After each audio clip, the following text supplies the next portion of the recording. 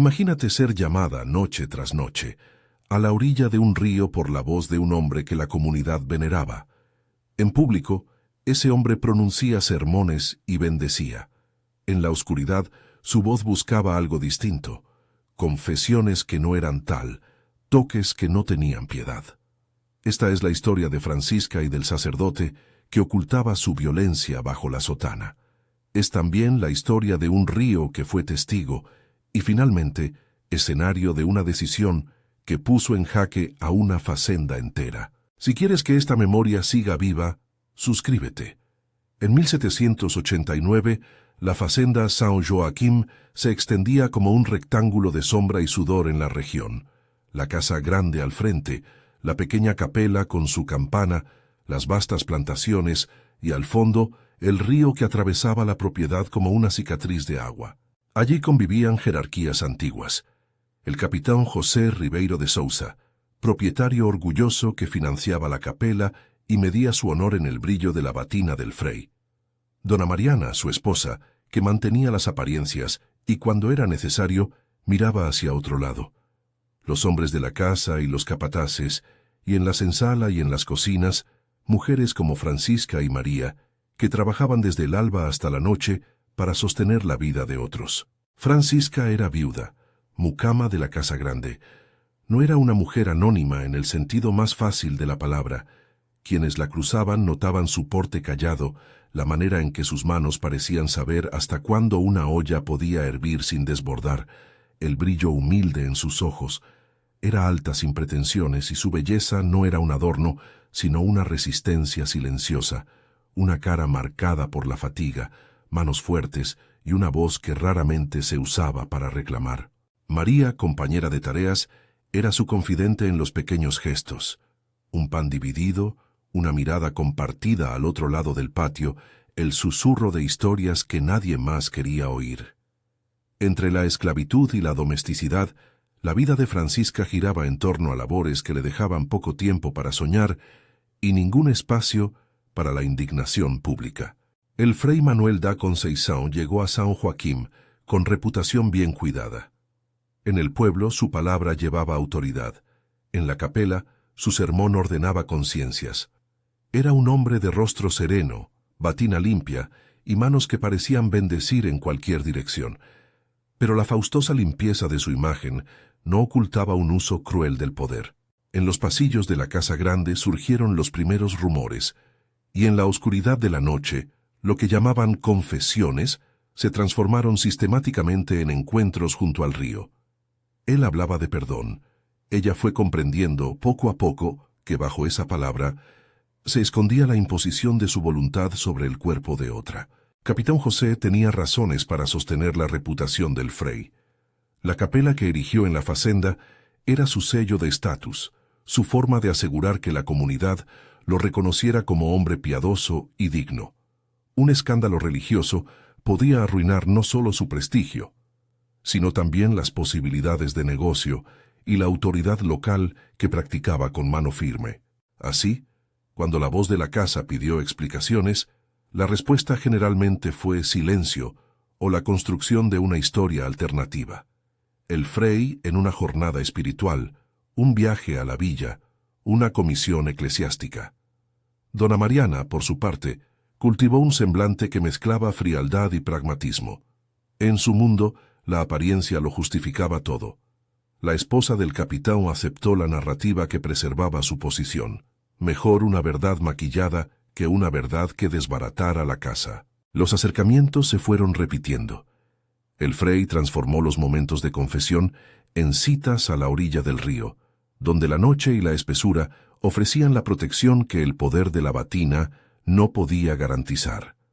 Allí, bajo la luz esparcida de la luna, hablaba de pecado y redención, y en lugar de consuelo imponía su voluntad. Francisca tuvo 2 embarazos que no pidió. En el primer embarazo el silencio fue una coraza. Sus compañeras murmuraban, algunos la miraban con lástima y otros con sospecha, como si la culpa fuera suya por haberse permitido la cercanía con el sacerdote. El segundo embarazo fue una afrenta pública y privada. Los gestos de los hombres en la casa se volvieron más incómodos. Las bromas, menos disimuladas. Ante esto, el Frey no se escondió. Administró remedios escondidos y habló de arreglar lo inevitable, palabras que no buscaban curar, sino borrar los rastros de su acción. Las mujeres de la casa, que veían su cuerpo convertido en moneda de poder, no encontraron auxilio en las instituciones que debían protegerlas. La comunidad que rodeaba la facenda tenía sus propios mecanismos de omisión. En un pueblo donde la iglesia dictaba moralidad, la idea de que un hombre de sotana pudiera ser depredador resultaba inconcebible para muchos. La reputación del Frey ofrecía una coraza. Acusarlo implicaba poner en duda no solo al individuo, sino a la estructura que lo validaba. Así, las miradas que Francisca recibía no siempre la defendían. A veces la culpaban. «¿Cómo no lo previno?», decían algunas. «¿Por qué se dejó llevar?», susurraban otras.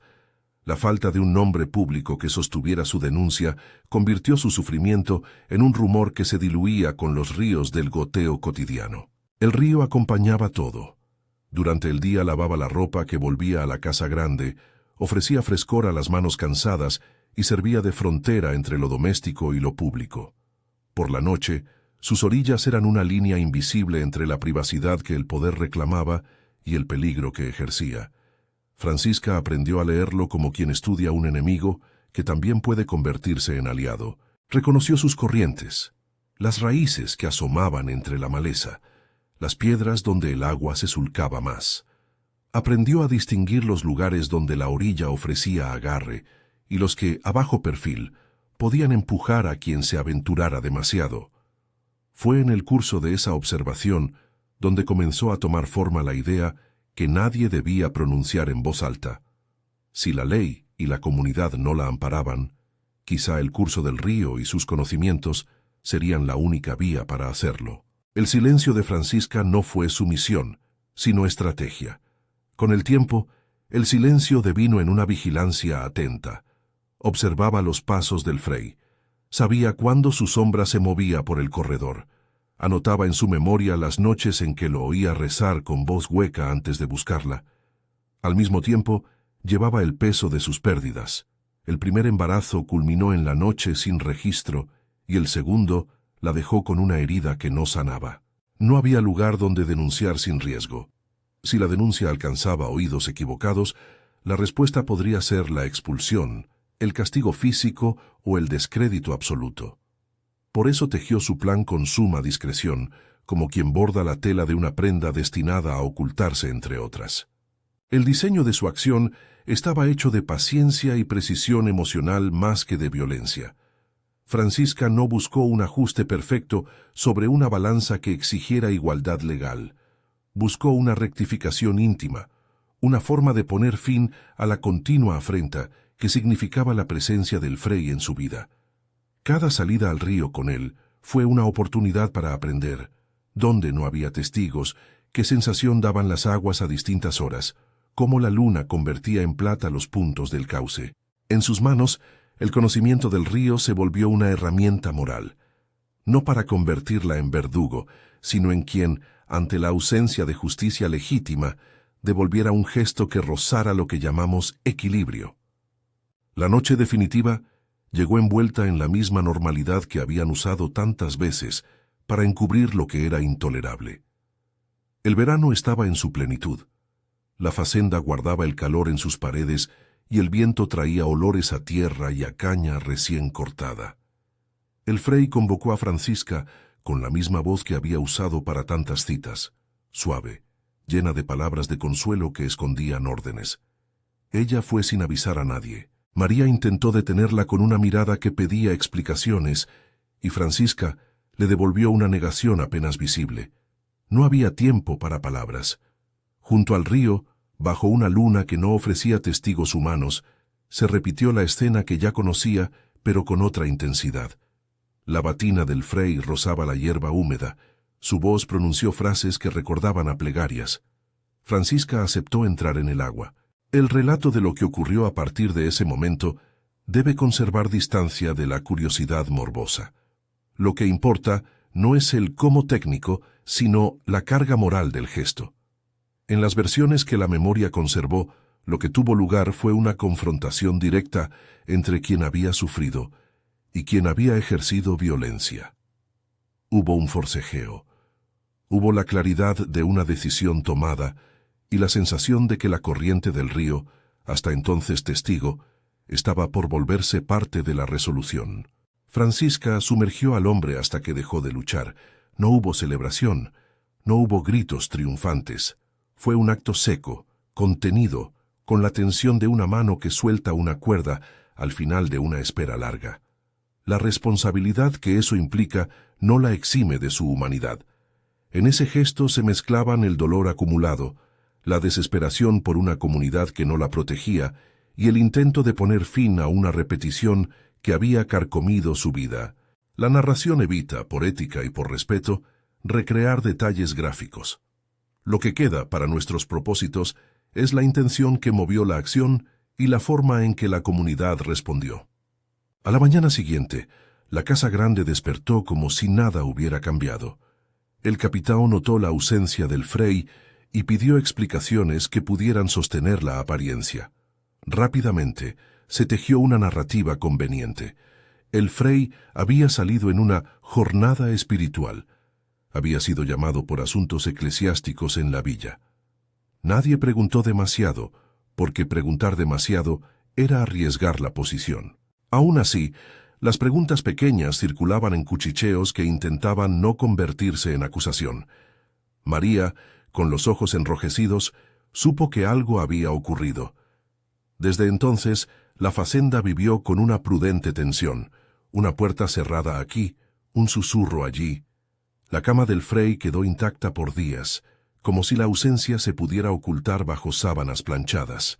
No fue hasta años después que el río devolvió lo que había absorbido.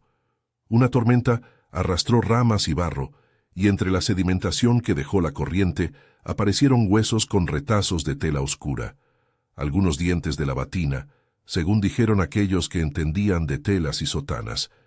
La noticia circuló como un humo lento que, aunque tardío, venía a confirmar lo que muchos sospechaban en el silencio de sus camas. La policía local, por decir algo de las autoridades de entonces, archivó la correspondencia con la eficacia que la circunstancia exigía, sin mayores profundidades, sin exigir responsabilidades a los grandes del lugar. Las piezas aparecieron, y para quienes se atrevieron a mirar, la evidencia habló de que la verdad no había sido tan fácil de enterrar. Sobre la identidad del perpetrador, la versión oficial mantuvo un halo de ambigüedad conveniente. Se dijo que quizás el Frei había sufrido un accidente. Se propuso la hipótesis de que había sido víctima de ladrones o de una mala jornada. Lo cierto es que la batina apareció destrozada y el rumor encontró en ello alimento para una justicia que la casa negaba. Para algunos, la certeza fue una llama que no necesitó de tribunal. Para otros, la duda seguía siendo un manto cómodo que permitía seguir la vida sin enfrentar la mancha moral de una comunidad cómplice. Francisca desapareció. Nadie vio sus pasos después de aquella noche. Hubo quienes dijeron que se había marchado hacia el norte, a un quilombo donde algunos esclavos habían encontrado refugio y comunidad. Otros afirmaron que se había perdido entre las rutas y las veredas, buscando un lugar donde su nombre no fuera sinónimo de culpa o vergüenza. También hubo quienes la transformaron en figura legendaria, una mujer que tomó venganza y desapareció como un gesto de liberación. La multiplicidad de versiones dice, sobre todo, que la historia de su vida no podía ser contenida en una sola verdad oficial. La fuga es, en parte, el epílogo natural de una vida sin cláusulas de protección. Sin lugar donde recalar, la huida se convierte en la resistencia más tangible. La capela, por su parte, quedó marcada. El capitán, sin el Frei que respaldaba su posición moral, perdió parte de su brillo. La capela se fue llenando de polvo.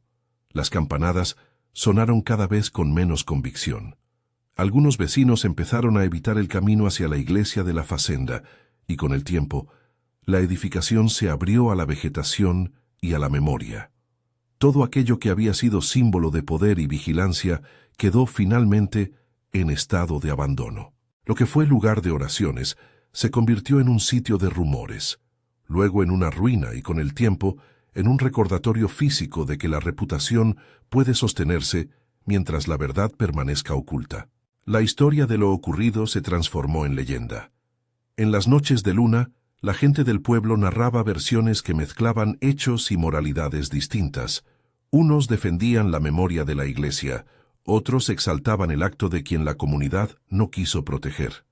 Los niños escuchaban la historia como advertencia, y los mayores la usaban para justificar sus propias omisiones. En la transmisión oral, ciertos detalles se magnificarían. Se decía que el río había devuelto la justicia que la ley no ofrecía. Se contaba que desde entonces la orilla quedaba fría cuando alguien mentía. Con la repetición, la figura de Francisca adquirió rasgos mitológicos. Era la mujer que rompió el silencio, la que venció a la sotana del depredador, la que escapó para no volver. Sin embargo, la leyenda no borró la complejidad del acto real. La venganza no aparece en la memoria únicamente como afrenta justa, sino también como signo de un sistema que falló. Queda difícil, y quizá injusto, encuadrar esa decisión en una moral simple. ¿Fue justicia? ¿Fue crimen? La historia se mantiene en el borde entre ambas etiquetas. Lo que sí queda claro es que la red de omisiones y complicidades permitió que la violencia se perpetuara. La comunidad, que prefería el equilibrio de las apariencias, cerró sus ojos ante el abuso hasta que la violencia se volvió demasiado evidente para ser contenida bajo el barniz del decoro. Cuando la institución que debería proteger se vuelve, en la práctica, cómplice o mudo, quedan pocas vías para quien busca reparación. Eso no excusa la brutalidad, sí explica, en alguna medida, la desesperación que pudo llevar a una mujer sin otra alternativa a tomar control de su destino. La memoria colectiva no se conformó con los papeles oficiales. Con el tiempo, la historia de la Facenda, y especialmente la de la Capela y del río, se convirtió en un instrumento de advertencia. Las madres hablaban a sus hijas sobre los peligros de la confianza ciega. Y los hombres que aún sostenían algún poder aprendieron, a regañadientes, que la reputación no basta cuando la moral se deshace en la intimidad. El río, por su parte, siguió corriendo. Para algunos siguió siendo lavadero y frontera, para otros un lugar del juicio, un testigo que recuerda. En las leyendas, el agua no olvida. Lo que absorbe vuelve tarde o temprano, transformado, a la superficie. Hoy, cuando hablamos de este episodio situado en 1789, lo hacemos desde la mirada que nos permite ver las costuras de una comunidad que eligió la imagen por encima de las personas. No podemos presentar aquello como un manual, ni como una absolución. La historia invita a preguntarnos, ¿qué hacemos cuando las instituciones fallan a su deber de proteger? ¿Qué líneas éticas cruzamos cuando el dolor acumulado se transforma en acción? La narración sirve para recordar que el silencio es cómplice y que el peso de la impunidad recae como una losa sobre quienes menos tienen voz. A veces, la memoria popular sustituye el juicio formal con mitos que sirven de reparación simbólica. En el caso de Francisca, esa reparación no fue judicial, pero sí social en un sentido. La noticia del hallazgo en el río, los rumores sobre su huida, la decadencia de la Capela, todo eso reformuló la historia de la Facenda en la conciencia colectiva. Las heridas siguen ahí, y la Capela abandonada, con sus paredes comiendo musgo y su campana oxidada, es el monumento involuntario de una tragedia que la ley no supo resolver. Lo que nos queda hoy es preguntarnos qué podemos aprender sin convertir el dolor en espectáculo. Aprender implica reconocer el papel de la comunidad en sostener o desmantelar la impunidad. Implica escuchar las historias de quienes fueron silenciados y construir mecanismos que permitan que su voz tenga peso más allá del rumor. La memoria no busca venganza, busca verdad y, sobre todo, que la historia deje de repetirse. Si esta historia te ha movido, deja una palabra en los comentarios que resuma lo que sientes. Memoria, justicia, silencio, río.